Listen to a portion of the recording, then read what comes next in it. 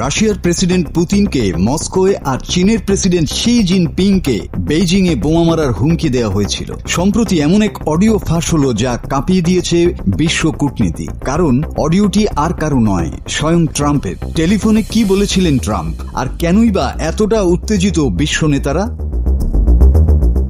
2024 সালের নির্বাচনী তহবিল সংগ্রহ অনুষ্ঠানে দাতাদের উদ্দেশ্যে এমন বিস্ফোরক বক্তব্য দেন সাবেক মার্কিন প্রেসিডেন্ট ডোনাল্ড ট্রাম্প। সম্প্রতি এই আলোচনা থেকে ফাঁস হওয়া একটি অডিও হাতে পেয়েছে CNN।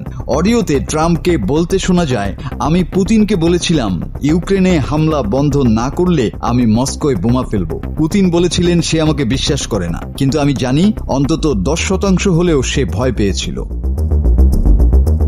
শুধু পুতিন নয়, চীনা প্রেসিডেন্ট শি জিনপিংকেও তাইওয়ানে হামলা চালালে বেইজিংয়ে বোমা মারার হুমকি দিয়েছিলেন ট্রাম্প। তার মতে শি জিনপিং তাকে পাগল ভেবেছিলেন। তবে ট্রাম্পের দাবি তাদের মাঝে কখনো কোনো ব্যক্তিগত ঝামেলা ছিল না।